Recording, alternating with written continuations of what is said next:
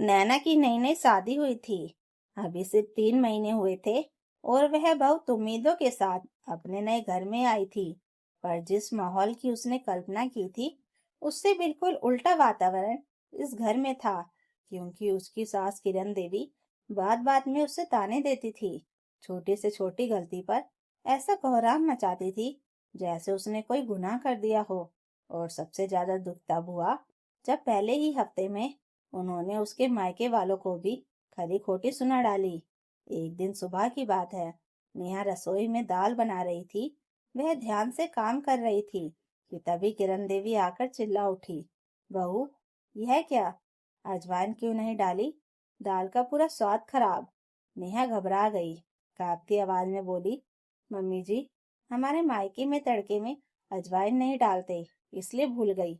बस इतना कहना था कि किरण देवी फट पड़ी। अपने मायके का ज्ञान यहाँ मत देना। तुम्हारी माँ को कुछ नहीं आता था क्या? खाना बनाना भी नहीं? नेहा की आंखों में आंसू आ गए, लेकिन आवाज दबाकर वह कमरे में चली गई। उसे बिल्कुल समझ नहीं आता था कि वह करे तो क्या करे, लेकिन कोशिश करती। पर सास कभी खुश नहीं होती। उसे मायके की याद आने लगी थी, लेकिन वह यह बात पति विकास को कैसे बताए, समझ नहीं पाती। कई बार कोशिश की, पर विकास तो हमेशा माँ के पक्ष में ही रहता था। कहता, माँ की इज्जत करो, थोड़ी बहुत बातें सह लो, औरतों में ऐसा चलता है। नेहा को बहुत बुरा लगता, लेकिन वह चुप रह जाती। उसकी चुप्पी को सास ने कमजोरी समझ लिया और ताने और बढ़ गए। कई बार बिना वजह भी उसे गालियां तक मिल जाती। एक दिन तो हद हो गई जब किरण देवी ने पड़ोसन के सामने कहा, हमारी बहू को कुछ नहीं आता, बिल्कुल निकम्मी है।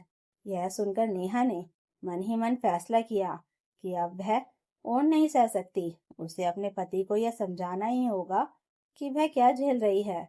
अगले दिन उसने अपनी माँ सुजाता जी को सब कुछ फोन पर बता दिया। सुजाता जी को बहुत गुस्सा आया, पर उन्होंने कहा, बेटी, तुम कहो तो मैं कुछ करूं?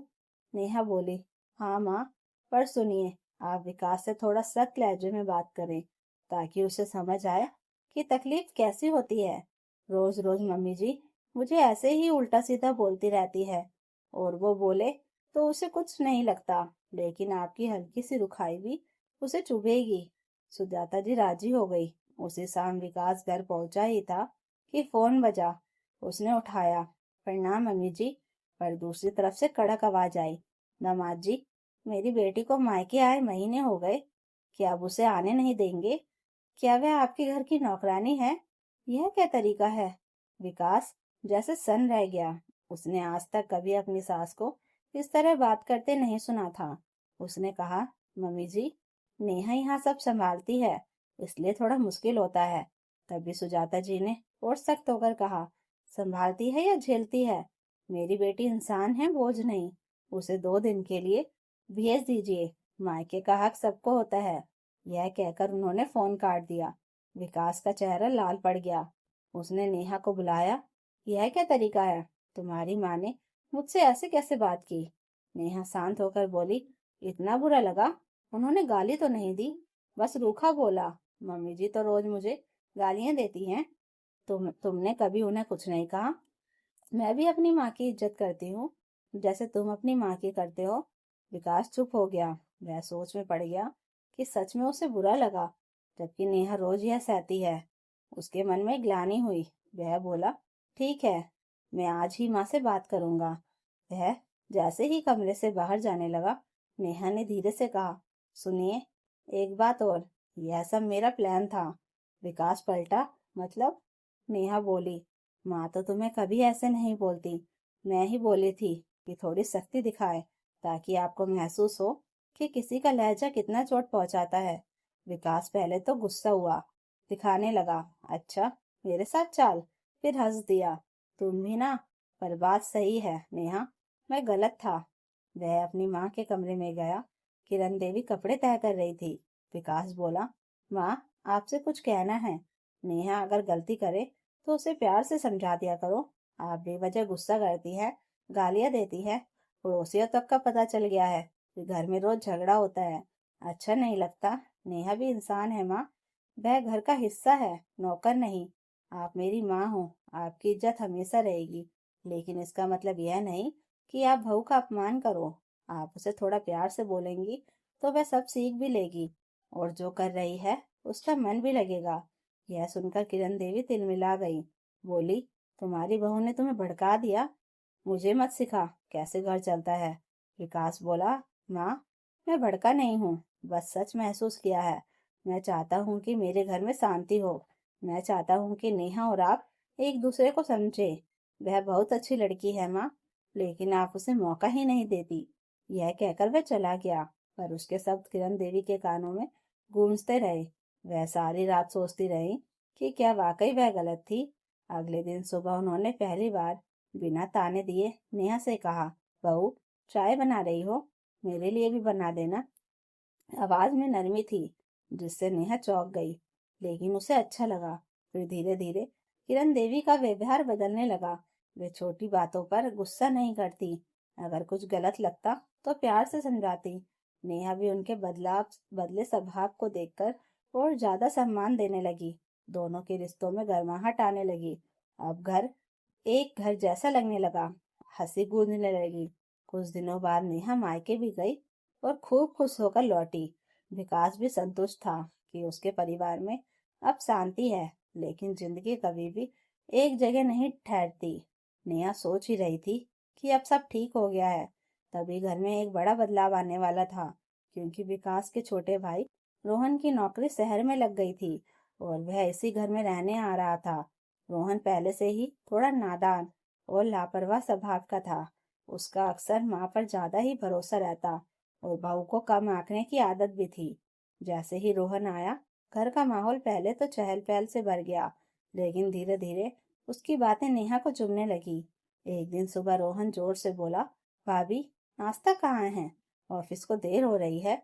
जबकि नेहा पहले से ही रसोई में खाना बना रही थी, लेकिन उसकी आवाज किरण देवी के कानों में पड़ी तो वे फिर से पुरानी वाली सास बनकर बोली, बहू, देखा, लड़का भूखा जा रहा है, तुम जल्दी नहीं कर सकती? नेहा के हाथ रुक गए। उसे समझ नहीं आ रहा था कि कुछ दिनों की मेहनत से आया बदलाव इतने जल्दी कैसे डगमगा गया। उसने धीरे से कहा, मम्मी जी, मैं नाश्ता बना ही रही हूँ, बस 5 मिनट। पर किरण देवी फिर वही तिरछी नजरों से चेहरा बनाकर बोली, बहू, काम में फुर्ती होनी चाहिए, घर ऐसे नहीं चलता। यह सुनकर विकास भी बाहर आया और बोला, माँ, आप फिर शुरू हो गई। नेहा सुबह से लगी हुई है। रोहन खुद भी चाय बना सकता है, बड़ा हुआ है इतना। रोहन ने बात काटते हुए कहा, अरे भैया, आप तो भाभी के वकील बन जाते हो, हम तो कुछ कह भी नहीं सकते। किरण देवी ने भी रोहन का पक्ष ले लिया। कहने दो उसे, घर का छोटा है, लाड प्यार तो होगा। नेहा का महसूस हुआ कि माहौल फिर पहले जैसा होने लगा है। जहाँ उसकी गलती हो या ना हो, दोष उसी पर आता है। वह चुपचाप अपना काम करती रही, लेकिन उसके अंदर कहीं कोई पुराना दर्द फिर से तड़कने लगा। उसे डर था कि कहीं फिर उसी अंधेरी स्थिति में न पहुंच जाए, जहां उसे ताने, गालियां और उपेक्षा मिलती थी। अभी कुछ ही दिन बीते थे कि एक दिन रोहन बिना बताए घर में अपनी दो सहेलियों को ले आया। वे हॉल में जोर जोर से बातें कर रही थी। नेहा रसोई में थी।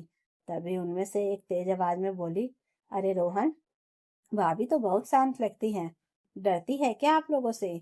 दूसरी हंस पड़ी, यह घर में दहशत ज्यादा है। नेहा ने सुना तो उसका दिल चोट खा गया। किरण देवी को लगा कि यह बात बहू पर व्यंग्य है, तो वे बोली, हाँ, हमारी बहू को जरा भी बोलने की तमीज नहीं, इसलिए चुप रहती है, वरना। यह बात नेहा पर बिजली की तरह गिरी। उसने इतना सोचा भी नहीं था कि सास फिर से वही ताना मारने लगेंगी। विकास भी उस समय घर पर नहीं था, वरना वह समझा देता। वह चुप रही, पर रोहन की सहेलियां जाते ही उसने विकास को फोन किया और सब बताया। विकास तुरंत घर आया और रोहन से बोला, तुम बड़े हो गए हो, लेकिन घर चलाने की समझ तुम में नहीं है। तुम दोस्तों के सामने परिवार को मजाक बनाते हो, और माँ, आप क्यों हर बार नेहा को नीचा दिखाती हैं? आपने बदलने का वादा किया था, फिर क्यों? किरण देवी को बुरा लगा, पर विकास ने पहली बार जोर देकर कहा, माँ, अब बात यह है कि नेहा गर्भवती है। कमरे में जैसे सन्नाटा छा गया।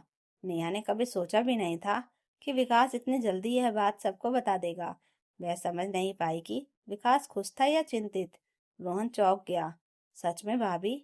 तो फिर आप इतना काम क्यों करती हैं? विकास बोला, क्योंकि कोई देखने वाला ही नहीं है। माँ सिर्फ बहू को काम का जरिया समझती हैं, इंसान नहीं। किरण देवी का चेहरा ढीला पड़ गया। उन्हें लगा शायद उनसे सच में बड़ी गलती हो गई है। अगले ही दिन उन्होंने पहली बार नेहा से कहा, बहू आज तुम आराम करो, मैं बनाती हूँ खाना। पर नेहा बोली, मम्मी जी मैं काम कर लूंगी, बस आप मुझे नीचा मत दिखाया करें। मैं भी इस घर की इज्जत हूँ। किरण देवी की आंखें नम हो गई। नेहा की बात ने उन्हें सीधा अंदर तक छू लिया। इतने महीनों में पहली बार बहू ने उनसे दिल की बात कही थी। और किरण देवी को यह समझ आ गया कि परेशान होकर चुप रहना कमजोरी नहीं, बल्कि बहुत बड़ा दर्द होता है। वे धीरे से बोली, बहू मुझे माफ कर दो, कभी कभी पुरानी आदतें एकदम नहीं जाती। मैं कोशिश करूंगी। नहीं, वादा करती हूँ कि अब तुम्हें कोई ताना नहीं मिलेगा। और वाकई बदलाव शुरू हुआ, लेकिन इस बार धीरे धीरे नहीं, बहुत तेजी से।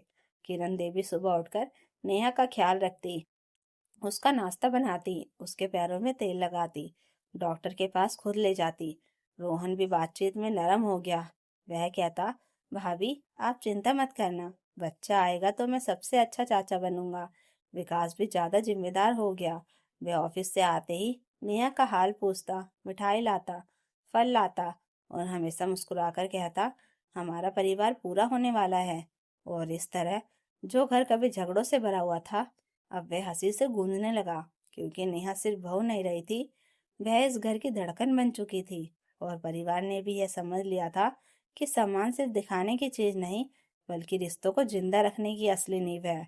और जब बहू को सम्मान मिलता है तो घर सिर्फ चलता नहीं, फलता फूलता है। तो दोस्तों, अगर कहानी अच्छी लगी हो तो लाइक कीजिए, कमेंट कीजिए और हाइप बटन दबाकर हमें और कहानियाँ लाने के लिए मोटिवेशन दीजिए। और चैनल को सब्सक्राइब जरूर कर लीजिएगा। Thank you for watching.